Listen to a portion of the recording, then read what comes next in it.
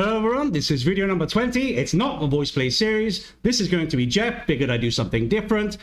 Not going to prattle on. You guys know how much I love theatrical productions, so this is really right up my alley. This is A Nightmare Before Christmas, Jack's Lament by Geoff Castellucci, and just off the top of my head, I know he's going to be crazy as this. Like, who better to do Jack? So let's get into it.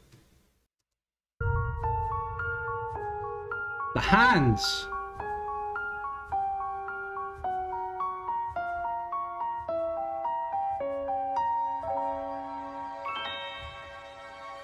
There are few who deny at what I do I am the best, for my talents are renowned far and wide.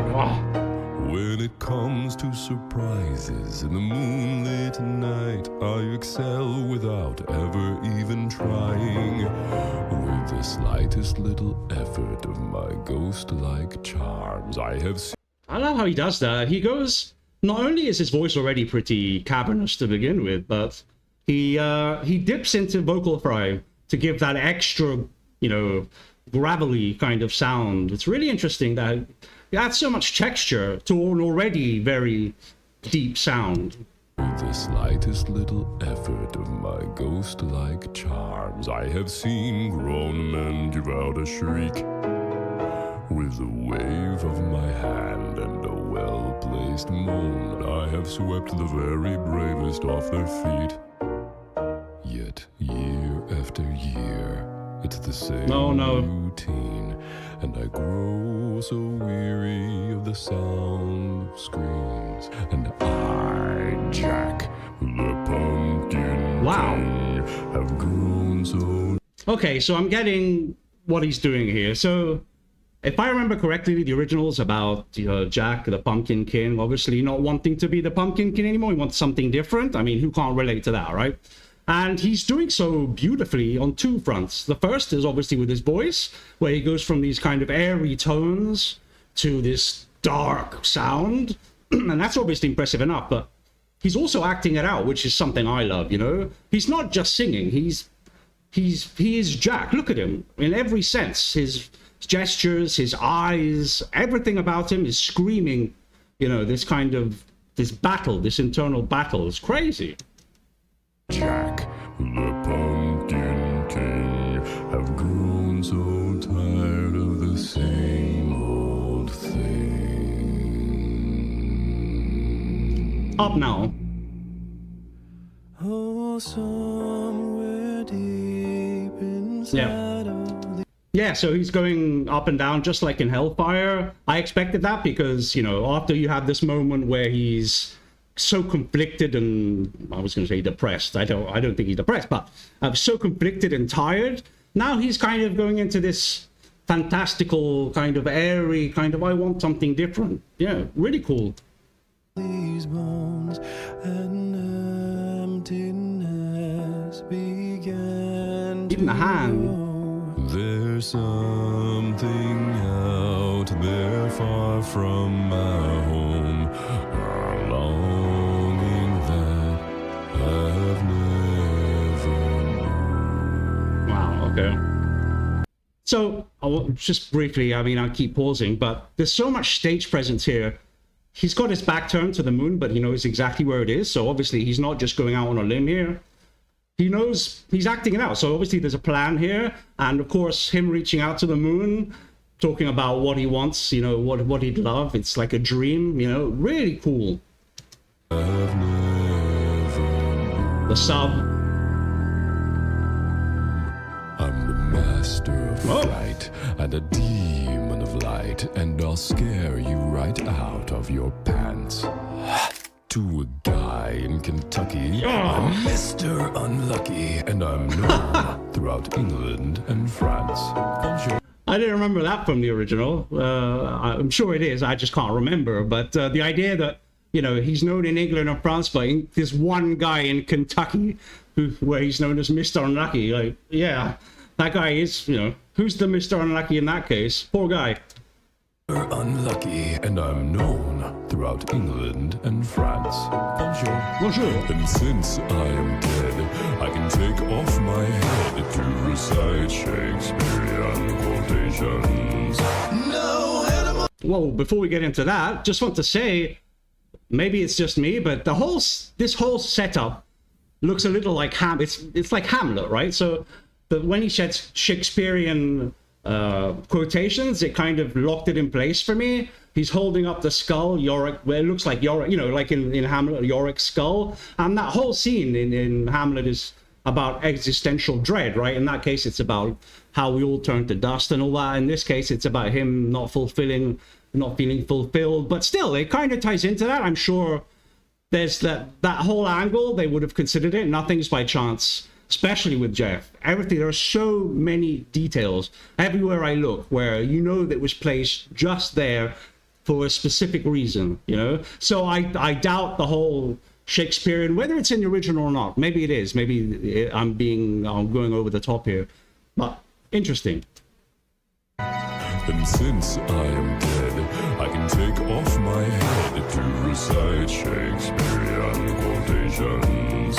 No animal nor man can scream like I can. With the fury. Okay, one of those lines was absurdly high. No animal nor man can scream like I can. With the fury of my recitations. But who here would ever understand that the Pumpkin King with a skeleton grin would tire of his crown if they only understood he'd give it all. Okay, I paused so many times, and I'm sorry for that.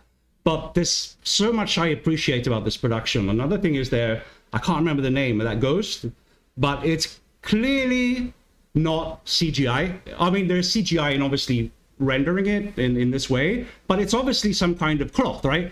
And that's what I love about voice play. And in this day and age, it's so easy. It would be so much easier. Hey, ChatGPT, whatever. How do I, like make you can easily make a CGI out of, it's getting easier and easier to do, but they prefer the material side of special effects, and everything is made, it's not just rendered. There's everything on the set is made with love, in a sense, right? It's beautiful, and it's the same reason I prefer movies where instead of having a CGI like monster, you actually have someone in a suit, like an alien. And they're doing it here. It's obviously some kind of cloth that they made, right? And I really appreciate that kind of attention to that kind of love with which they make things, right? It shows respect for what they're doing and respect for their fans, and I love it. If they only understood, he'd give it all up if he only could. Oh, there's an empty place in my bones that calls out for something unknown. Wow. Oh my god, I was about to comment on the fact that I was looking at his chest, that he has like black marks, like they look like, see the skeletal. So and then he drops that on me, which is, I'm no expert on this, but that doesn't sound like a sub. That sounds like just straight chest voice. That's the timbre is crazy. Something unknown. Wow. The fame and praise come year And then he goes out. Does nothing for these empty tombs.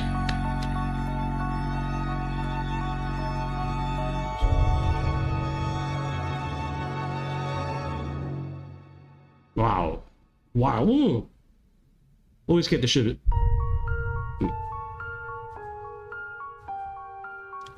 I'm sure Huldra Draco will be happy to see her name first on the list.